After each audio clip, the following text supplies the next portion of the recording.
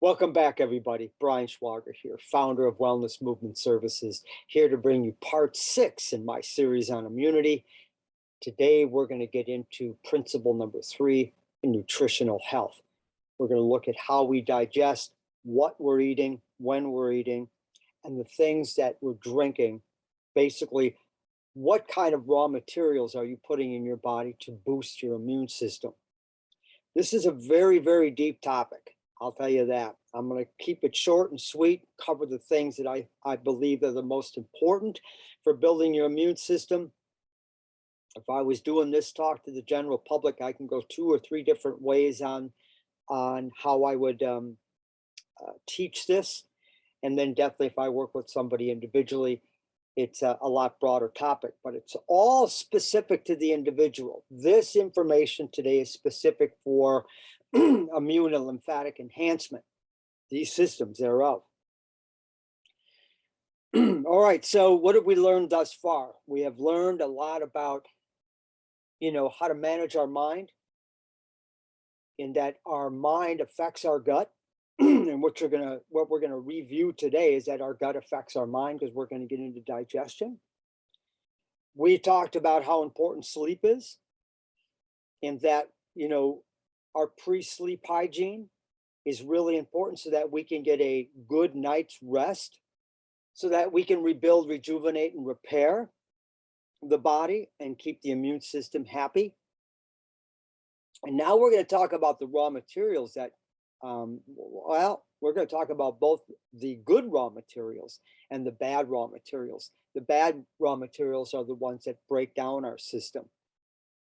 Now, remember, I decided to do this because of the time of year and because of the pandemic. Regardless, before this pandemic hit, we had and we have a cold and flu season. But remember, what I've taught you about cellular environment is that we manufacture our own symptoms. We create them. So let's get into this. So first, remember that it's a holistic approach, that the body in the middle represents that everything is harmoniously working together. Your body is a system of systems. They all work integratedly. It was designed that way. They all communicate with one another. These first 3 principles affect how we move. But if we move the wrong way, it will affect these 3 principles as well. So it's all an integrated system of systems. Here, what we're talking about and what we're going to get into is that we have these illnesses on this earth, way beyond the cold and flu. Now, the cold and flu is an indication that we're polluted. We are at a point where the body is producing massive symptoms. Any other illness, whether it's cardiovascular disease or cancer or diabetes, there's always symptoms that are showing us that these parts of the body, whether we're talking about cardiovascular disease, and we're talking about the pancreas and glucose and our diabetic type challenges, and cancer is all based on location. So if you have lymphatic cancer, if you have an organ cancer, if you have a skin cancer, it's determined by location. But these things develop when the body has reached a point of no return. Now, there is this whole thing about the hereditary factor, and I'm not going to get into that today, but I would recommend you read the book or read some of the work by Dr. Bruce Lipton in epigenetics, and he's going to show you that a lot of that is wrong. It's not exactly as true as we are led to believe. But I will tell you this: if your lifestyle factors continue to be polluted, you are going to end up with an illness. And what we're talking about today is something like the cold and flu. These things that we're seeing out here, what happened to the cold and flu between 2019 and 2022? They started using that term again as of late, showing us now that they're including some of the awful ingredients and now the flu shot for 2022 for this season. But before then, There were thousands of people that were dying of the flu every year. And we can go all the way back in history. You have to go back to my other parts on this, but all the way back in history, what it really came down to when it came to the Spanish flu and the Great Plague of Europe, what the contemporaries later discovered, it was based on hygiene. It was based on the environment. Remember the environment? This has to be understood when it comes to what we're talking about today. What these contemporaries had discovered, Dr. Claude Bernard and Dr. Antoine Béchamp, was that it was the environment. It's the environment of the body that it's overly polluted and creates the symptoms or the disease, or how I like to look at it, when your environment is polluted, it is not at ease. So you create symptoms.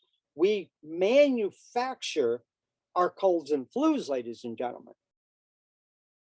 Beyond a shadow of a doubt, if you eat unhealthy and you have hardly any sleep and you're not managing your stress, you're going to end up with something, aren't you?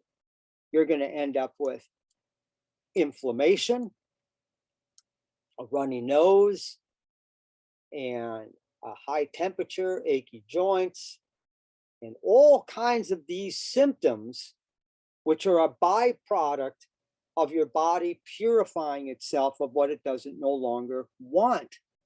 It's elimination. And in this case, when we get sick, it's forced elimination because the environment is dirty. We have to understand this. And as we move into principle number 3, it's beyond a shadow of a doubt that this is what's going on. Well, your susceptibility for illness is increased because of the transmission. I'll tell you, if you have a weak immune system, you can catch just about anything. But what we're not understanding is we're not really catching it. We're creating the environment that creates the symptom. Okay? So again, when we look at what we put in our body, if our body doesn't want it, it's going to reject it in some way, shape, or form. And with this season, we have to understand we're just about to get to Thanksgiving, but we just got past Halloween, and you're going to see that what does Halloween bring? Treats. And these treats start to break down your immune system if it hasn't already been broken down, because you have pre-morbidity factors. Pre-morbidity factors is, let's say you already have a, blood sugar handling problem. So you're on your way to, different stages of diabetes.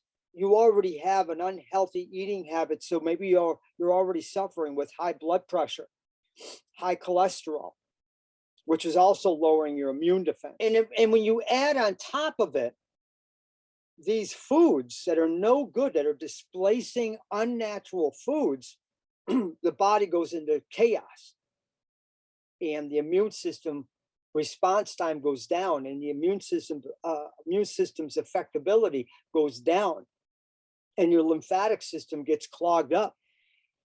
Here's my point. This is an everyday thing. Sure, you can go off the beaten path a little bit. I do. I don't do it as much anymore, but I always clean up. 2 to 3 times a year, I do some sort of a purification system on my body, a plan. And I put my clients through these. And if they have more severe challenges, then I send them to somebody who can even do a better job than me. We have to clean up the environment.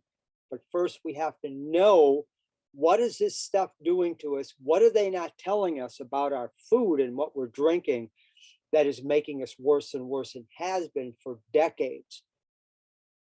So if you have a weakened, if you have an unhealthy lifestyle, I'll tell you, you should be concerned, and not be concerned about the name that they're calling this illness. You should be concerned in general. But if you are here listening to this today, that means you are open-minded enough to start taking action and cleaning up our lifestyles so that we can enjoy life and not be bogged down with these illnesses that are growing every day. People are not dying from the illness as much as they're dying from the medicines, right? The medicines create side effects. And these things that they're putting in our bodies are creating massive side effects, and they have been for centuries. They just haven't been, nobody's called them on it until now. You're weakening it. There's a time and place for medicine, but it has to be rightly prescribed, and we have to get back to cleaning it up. Just like when my client says, you know, my symptoms are bad enough, the doctor wants to put me on antibiotics, Brian. I said, well, then you have to go on antibiotics. But when you're done with that 7, 14, or whatever time frame that he's got you on, 7 days, 14-day prescription, we're going to clean up. And then we're going to look at why we got there to begin with. Because if this repeats, these challenges, when they repeat over and over, you get weaker and weaker and weaker. And before you know it, you got a real problem. Now, I don't want to scare anybody. The last thing I want to do is create fear. But I have to be able to drive this point home so that you understand what you need to do to stay well, to feel well, and to fight illness. And let me rephrase that. We're not here to fight illness. We're here to prevent it. We're here to reduce our chances of it. We're here to eliminate it. Because if I use the word fight, that's automatically going to raise your stress level, because I need to fight against cancer. I need to fight against getting sick. No, don't look at it that way. I need to make changes. Change. See how I change the wording, and automatically it changes how I view this, and it changes my chemistry. Because remember, thoughts are things. So let thy food be thy medicine, and thy medicine be thy food, said Hippocrates. Poor nutrition. 70 to 80% of your immune system lives in your gut, interacting with the microbiome, the diverse array of bacteria and fungi that live in the gastrointestinal tract and are directly influenced by an individual's diet and lifestyle. We have good bacteria down there. All right, number one. Number two, we're not going to get rid of all of them. People think, well, God, I got to get rid of all the bacteria and fungi that are growing in you. You got to get rid of a lot of it. But we have to learn to live in symbiotic relationship with our bugs. It's just that when they get over a certain point, we have symptoms. But if 70 to 80% of your immune system lives in your gut and are interacting with your microbiome, then where should nutrition start? Poor digestion affects immune system, mood, and a host of other factors. We're going to learn about that today. Nutrients that come from organic food help to facilitate optimal cellular function, because what we're talking about here, when we talk about nutrition, is the nutrition of every cell in your body. There are nerve cells, there are muscle cells, there are bone cells. There are 70 trillion or so cells in the body, and they are the ones that need this organic food and these clean liquids, these enhancing liquids to enhance their function. Remember, everything that you eat and drink has to be broken down by the body into a molecular or cellular functioning structure that can be utilized by the body. When we eat influences our immune system and our blood sugar. Water will help to dilute your cellular environment. The solution to cellular pollution is dilution. So here we have, again, Hippocrates stating that all disease begins in the gut, and that the gut is the second brain. They are directly communicating back and forth between the brain in our head and the brain in our gut, and our solar plexus, in our communication network between them is brought on by neurotransmitters. Researchers at UCLA have known that the brain sends signals to your gut, which is why stress and other emotions can contribute to gastrointestinal symptoms. So when we're living under high stress, like we are now, when you're living in fear, your gut is being broken down. And if that's where 70 to 80% of your immune system lives, well, there goes your first line of defense right off the bat. So why don't we start with the mind, right? Like I tell my clients, the weakest muscle in your body right now is your mind. I don't care how strong you want to get. I don't care if you want to change if you want to call it a diet. I don't like to use the word diet. If you want to change your eating plan, I don't care what your long-term vision is, your dream. It all starts with up here, because the central processing unit is what's controlling the rest of the organism. And now we have a central processing unit right down here in our gut. In fact, in 1907, The Abdominal Pelvic Brain by Byron Robinson was published, and he explained the connection between the gut and the brain. This was back in 1907. These are the types of things that I learned through the Czech Institute. This is mind-blowing that we known about this. Now, I'll tell you right now in 2022, a lot more people understand the importance of the gut than they did in 1992, than they did in 1997 when I was out there. You know, I first learned about the gut connection about 1997 myself, looking at my own health, but hardly anybody understood its real function. In other words, they didn't really make the correlation until after the 21st century. The gut, 95% of serotonin, which is a neurotransmitter, is located in your gut. And when your serotonin is not at its optimal level, you're not going to sleep, because that's also a hormone that helps us to sleep.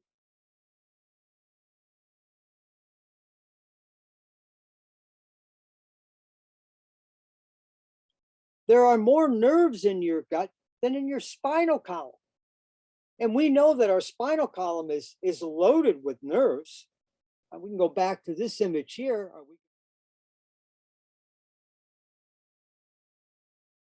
But there are more nerves in your gut than in your spinal column.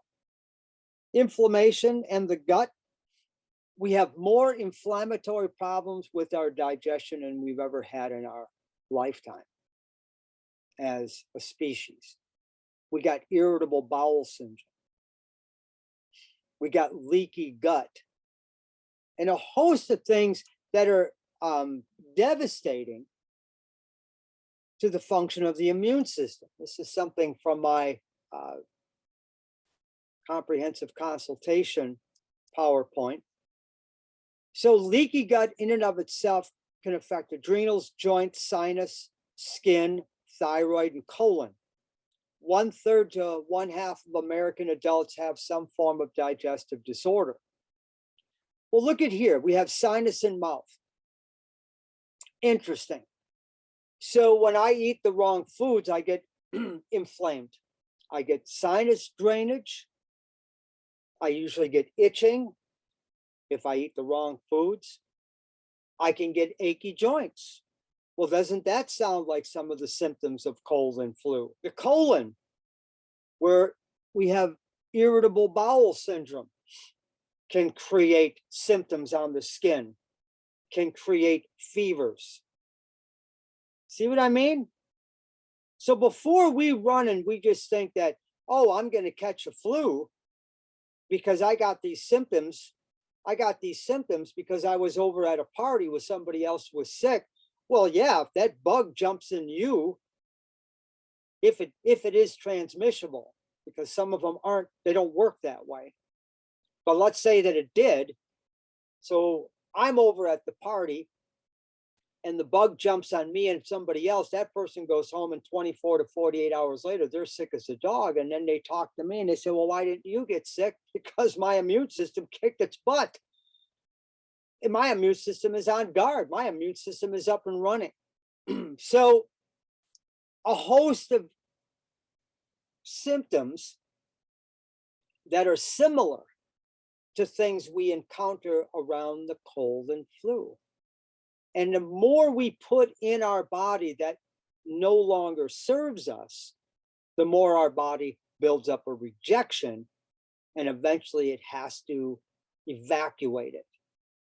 Because your immune system can only do so much before it's overwhelmed, before it goes into this cytokine storm of inflammatory response, which puts you on your back. And that's why when I use my questionnaires, I ask about the digestive system. This is just a survey. I ask if they've ever used antibiotics or if they have skin irritations.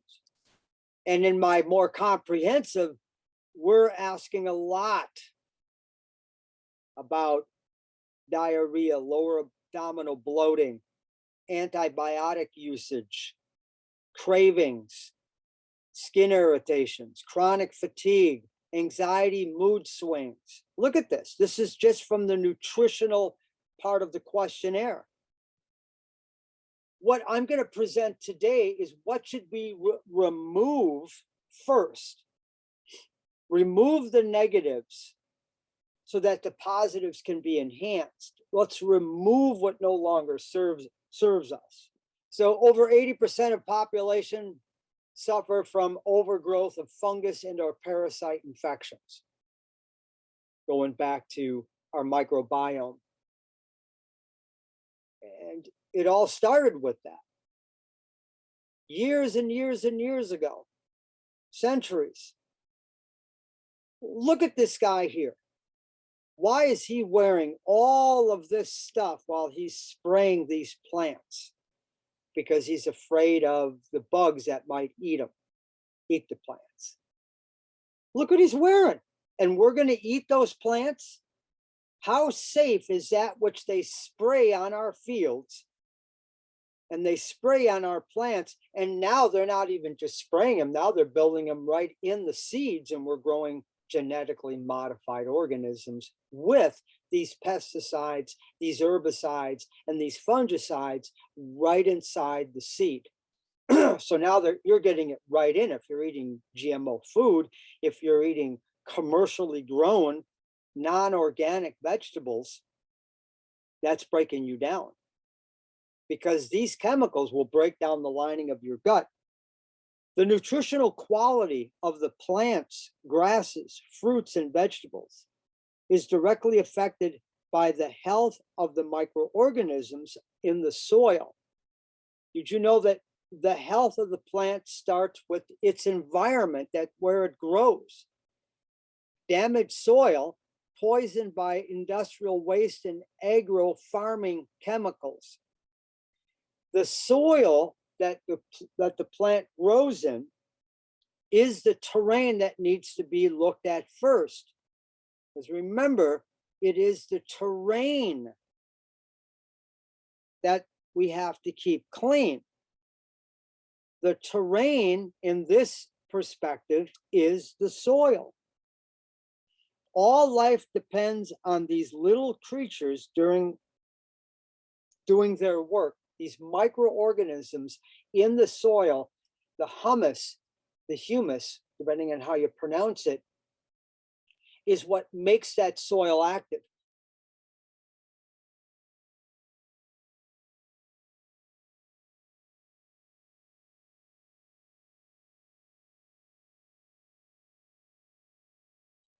Like where I live, we are composting microorganisms, creating this compost for next year's vegetable garden. We just started composting this year. It takes It takes a number of months to break all that down into usable microorganisms that we'll put on our topsoil to grow healthy spinach, tomatoes, or whatever we're growing, using no chemicals at all. The problem comes when we're using chemical fertilizers, pesticides, insecticides, fungicides, and herbicides, and rodenticides. These chemicals kill off approximately 85% of the beneficial bacteria, fungus, and earthworms and microorganisms in the soil, which the soil depends upon. The plants grown with chemicals ultimately get really thirsty from the NPK fertilizer, which is a salt. They end up drinking huge amounts of water from the excess salt, just as we require water when we eat too much salt to try to hydrate and detoxify. This is how you end up with these huge tomatoes and apples, etc., that have no taste. Because what they put on these vegetables, fruits, and plants that have this ingredient, this extra salt, plumps them up because it looks better in the store, but it has no nutritional quality.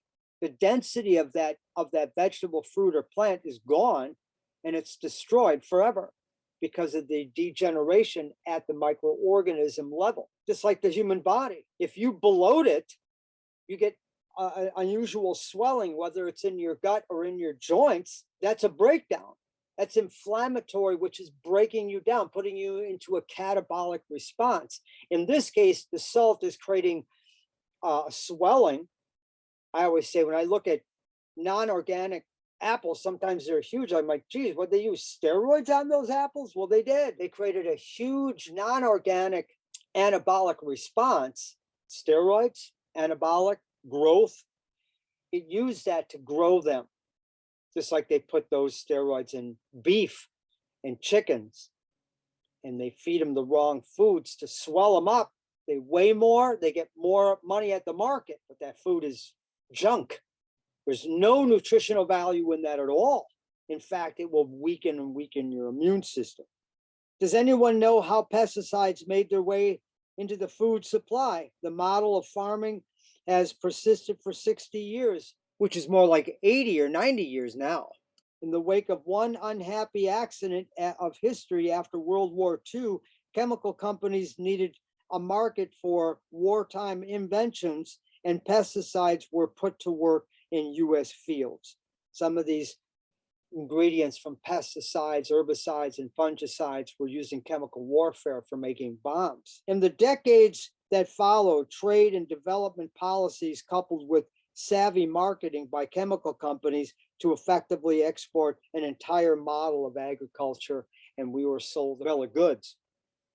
Consuming plants and animals in the same or worse conditions, so the plants in a bad condition, the animals in a bad condition, increases visits to the MD, which is convenient, increases disease, which is profitable, increases drugs, which is profitable, and a loss of vitality. We're the ones that suffer because we didn't know the truth. This is what they teach me at the Czech Institute. An authentic approach to nutrition is sometimes revealing the truth with it, which isn't so comfortable, which I'm presenting here.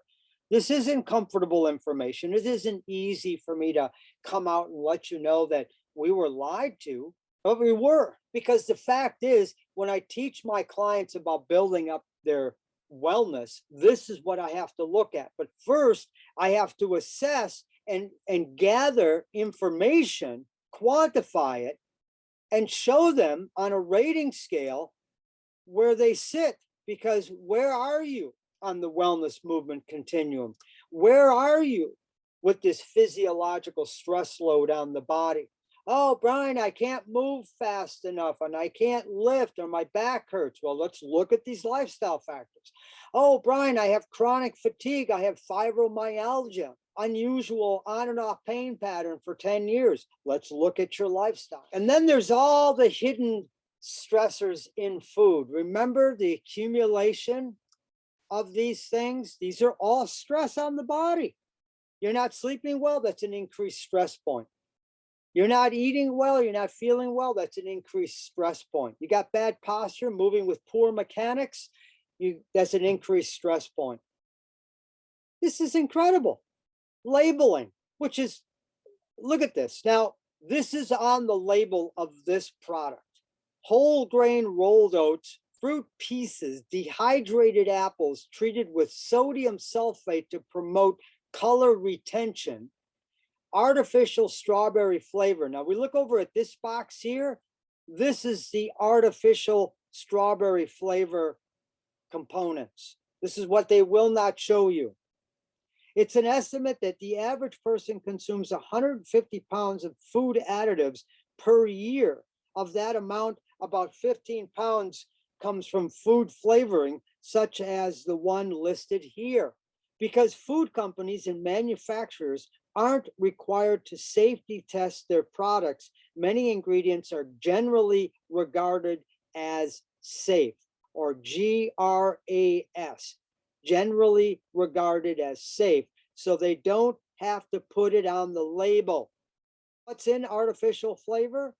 All of these have to be passed through your liver for detoxification, and if overloaded, they will then pass into your bloodstreams and lead to a host of symptoms such as weight gain, skin disorders, and autoimmune diseases. And we can go on from there. We have sinus, we have a fever, it will result in an infection. That's just that particular product. So when looking at labels, it's not just important to look at, well, how many carbohydrates are in there and how much protein and how many calories. Don't count calories. Oh God, it's the quality of the calorie. But rather we should be looking at the ingredients, and there again, look, this is the ingredient list. Let's go back here. Citric acid red number 40, food coloring, creaming agent multidestric, partially hydrogenated soybean oil, which will break down your immune system, whey, which some people are allergic to and depends on the source of the whey, sodium caseinate, salt, calcium carbonate, guar gum, oat flour, artificial flavor. There we got some more artificial flavors. We can break that into a box like this. Citric acid, blah, blah, blah, blah, blah. I don't even understand half of that stuff. If you can't pronounce it, you shouldn't be eating it. That's what I was always told. Melanie Warner, the author of the new book, Pandora's Lunchbox. It isn't new anymore because this I got from a lecture a while back. Pandora's Lunchbox.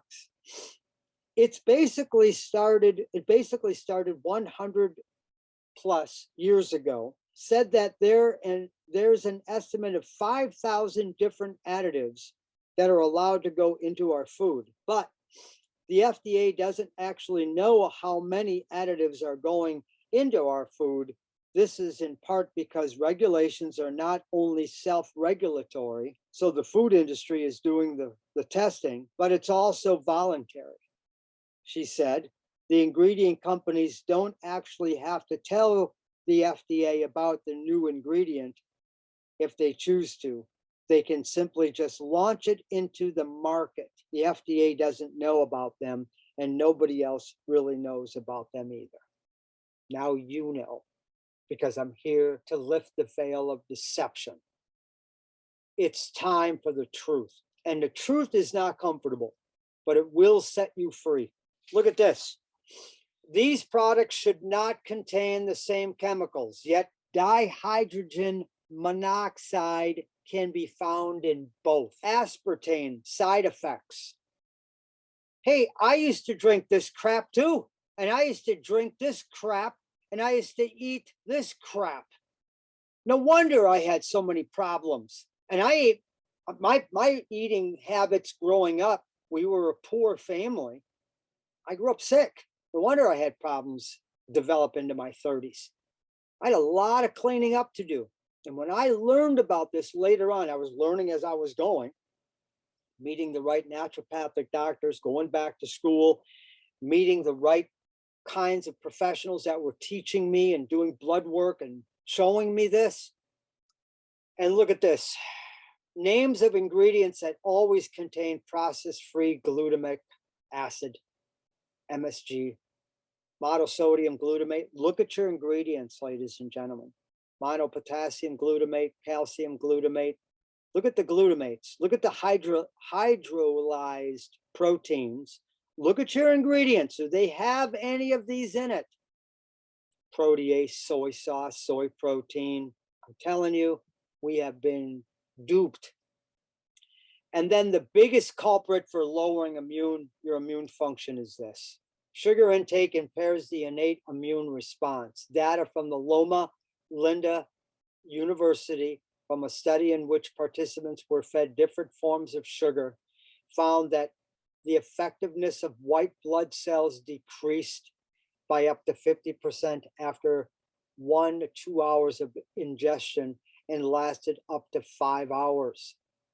Although the sample size was small and the amount of sugar was 100 grams, was large, the data is still worth mentioning as future research continues the subject.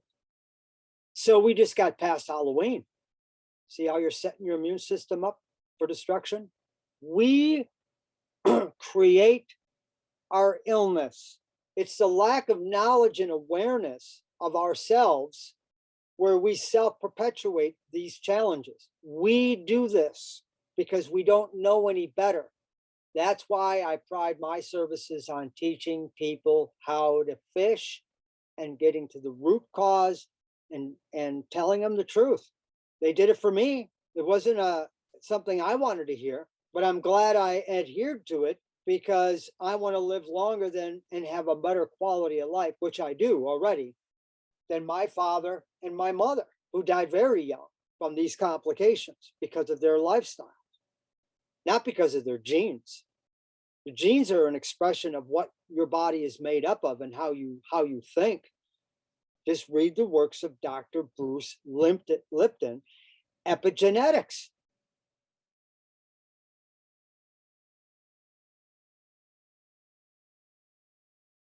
If I would have kept my lifestyle the way it was, then my risk factors for the same would be the same and higher than the ones my father and mother had. If I live like them, sure, I'm going to have a genetic carryover. But where does the buck stop? There is a 1 to 2% carryover for certain diseases. I get it. Children that are born with spina bifida and cancers, which is a direct carryover from their parents. I get it. But their parents' chemistry was what? Was unhealthy. So how can you grow a human organism in a female body that's polluted? And the grandmother before, and the grandmother before. You see that? The lifestyle characteristics are learned and the emotional behaviors are learned over time. Limiting beliefs, limiting habits, like addiction. Addiction is a learned response.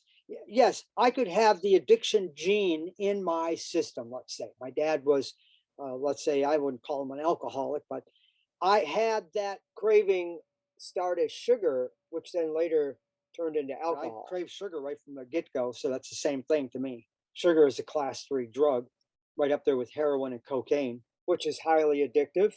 And there's sugar in alcohol because it converts to sugar. Sure, I had the same cravings. My mother craved all kinds of sugar while I was in her womb. So what do you think I developed? And lo and behold, when I was born, I was sick. And so was she. This is why I chose to go to the Czech Institute after my undergraduate. I didn't decide to go to postgraduate college because I wanted the truth. The information has been withheld, misguided. They weren't teaching us about this in college, about the sugar.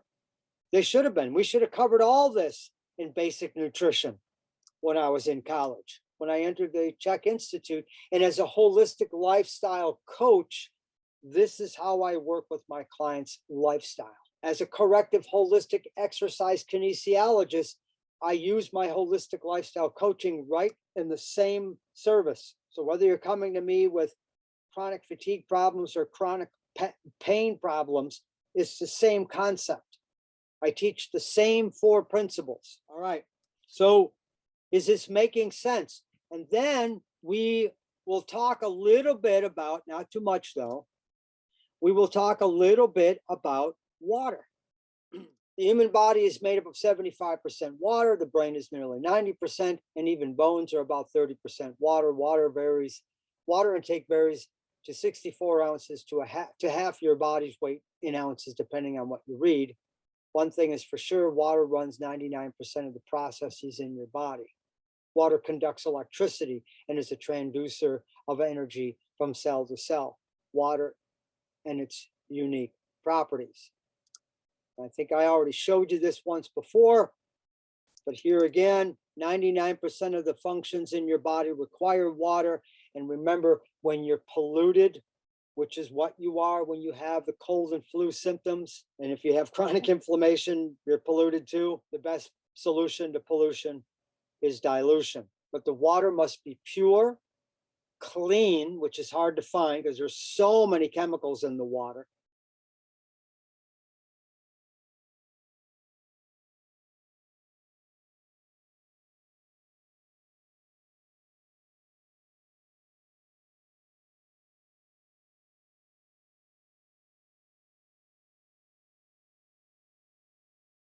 Just like there's so many chemicals in your food. Get a reverse osmosis system for your house. You can do one up better. Ozonate your water. There are systems now where you can buy water purification systems that also not only use ultraviolet light rather, but they use ozone. Ozone kills everything in the water. And then you have to restructure your water so you get a product called Crystal Energy.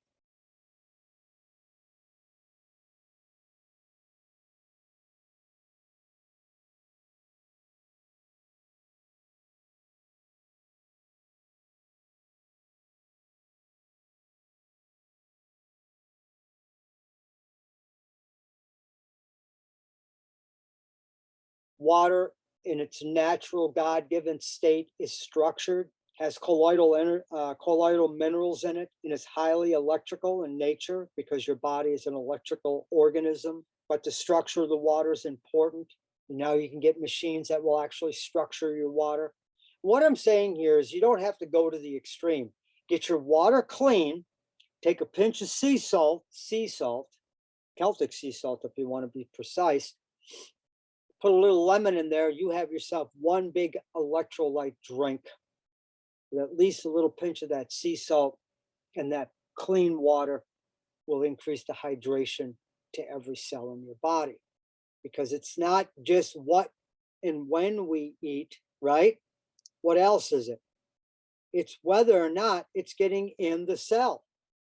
Are the nutrients I'm eating or supplements I'm taking getting into the cell?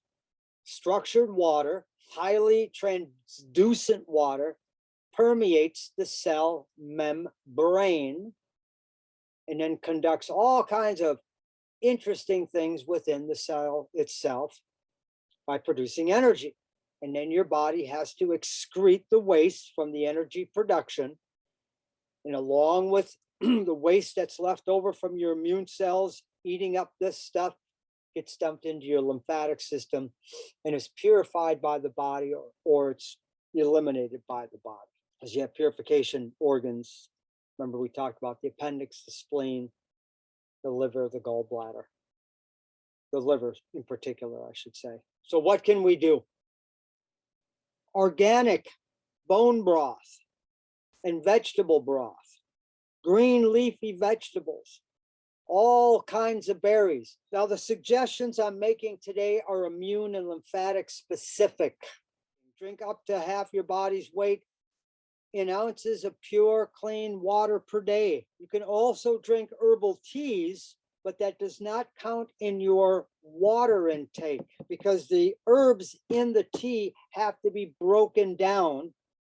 So your body sees it as an energy food as opposed to just pure water. So when my clients say, you know, I know I'm supposed to drink half my body's weight in ounces, does the tea count? I say no, but I still want you to drink it. Avoid gluten, all GMO foods, sugar, and sugar substitutes like aspartame, sweet and low, which are aspartame, sweet and low, and NutraSweet are all neurotoxins.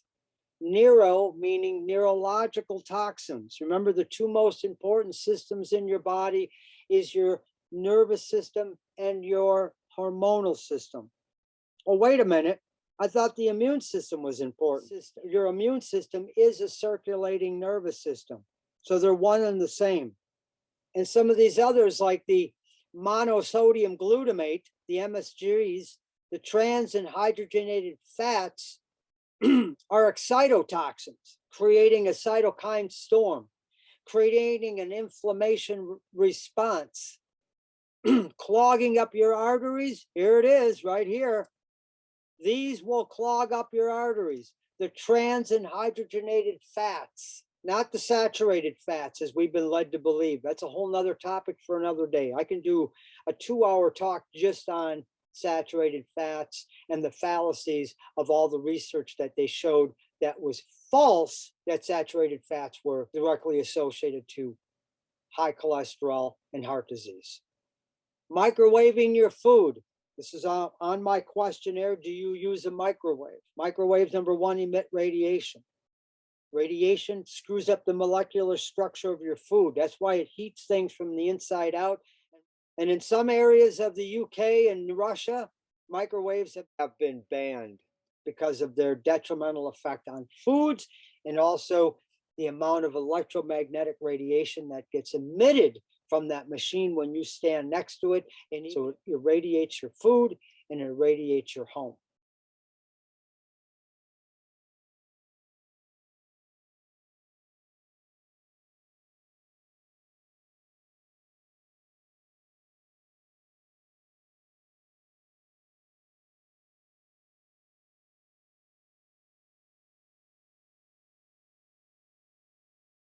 Again, remember, when my clients come to me, they're at their wits' end. And I look at them and I say, I know this is going to be tough. Take it one day at a time.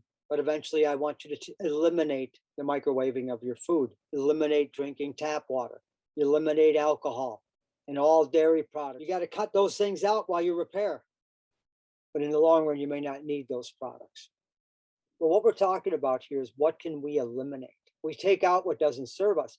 If you're going through a purification process, starve a cold, feed a fever. Starve a cold, feed a fever. How hungry do you usually feel when you're sick? Not very hungry. I remember getting saltine crackers and tomato soup or chicken noodle soup when I was younger, when I was sick. Well, now what I would change that to is organic vegetable or bone broth, or some sort of a beef or chicken broth, if you will. Maybe a gluten-free cracker. Maybe, if there's no sugar in it, you look at your cracker ingredients, everybody's got to add some sort of sugar to it now. And then I'll snack on berries, drink plenty of water with lemon and sea salt in it, or I add Crystal Energy now, and eat less and rest more. Immune enhancing supplements. There's a wide spectrum of whole food vitamins, antioxidants. We need a wide variety of these things because we want to create the electron cascade. We need a wide variety. So these green superfood green drinks, these powders, you can do those. Organifi is something I've used.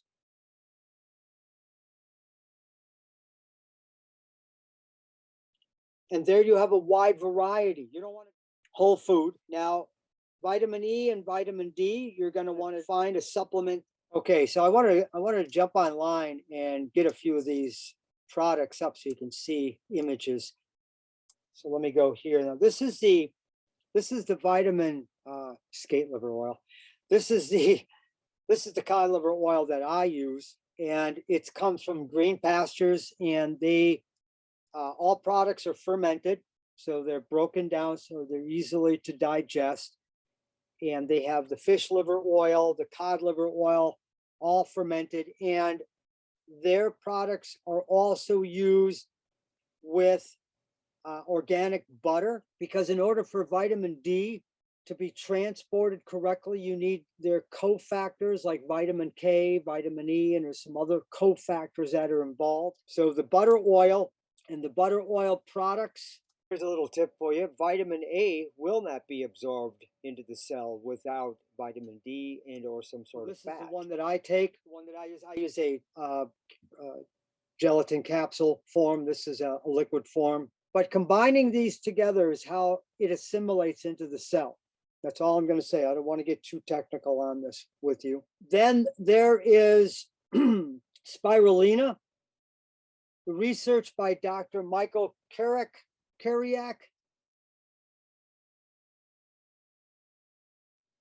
has made the most potent microalgae blends on the earth.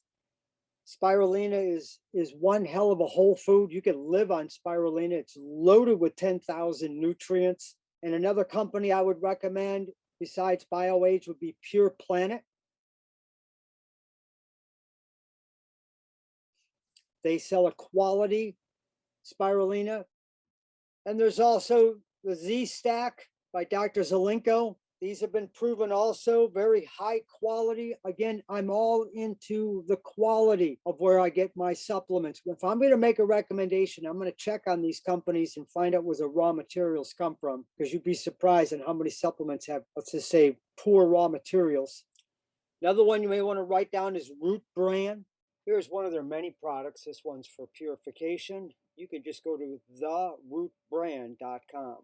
You want to add quercetin, zinc, echinacea, garlic, green tea, naturally caffeinated or uncaffeinated, oil of oregano. And I will mention just in brief, if you have gotten the inoculation, if you took that thing that they offered us, and they have, I think they got their 5th booster coming out. I'm not that qualified to tell you about this, but I have resources. And if you regret getting it because it's not good, ladies and gentlemen, I knew about vaccines back in the day. I knew about the lies when it came to that, and it's all going to come forth. If you don't believe me now, you'll believe me later, because the truth is coming. But the Root Clean Slate brand can help those, and so can this. The Z-Stack can help with those who had at least the 1st and 2nd, maybe the 3rd booster. It's pretty sad what this thing is doing to people. And again, I don't want to get off on this tangent, because it's a pretty raw topic right now, and I don't know, I don't want to lose anybody. But these are my truths. This is what I stand by, and I had to qualify it. Like I said, the minute this thing hit, I did my research and got connected and started listening to the top experts in the world. I didn't listen to the people that were on the news. They're all going to get caught in a lie. Half of them are already caught.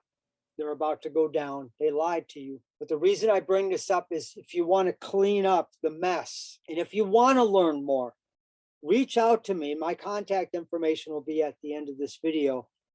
And if you really want to know the truth, contact me and I'll direct you to the right information, because it's hard to find the right information because of the censorship. I'm surprised that my videos haven't been censored yet. This one, if it makes it, I'm lucky, because I'm using terms that are being caught by these bots on the YouTube channel and in the internet. Well, they'll take you down in a heartbeat. But let me wrap it up with this. It's about what we eliminate. What can we do? What can we take out of our nutritional plan that no longer serves us? Let's purify the mind, let's purify the body, and let's start with the gut.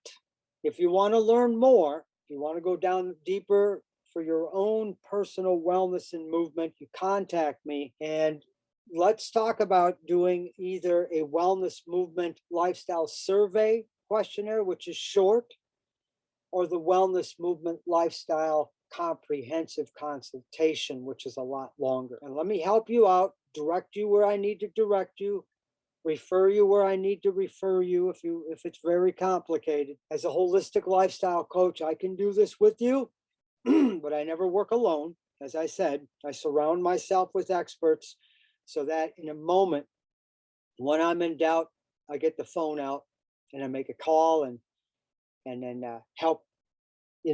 help guide you in that direction. All right, this was a pretty heavy one today. Nutrition is a pretty thick topic.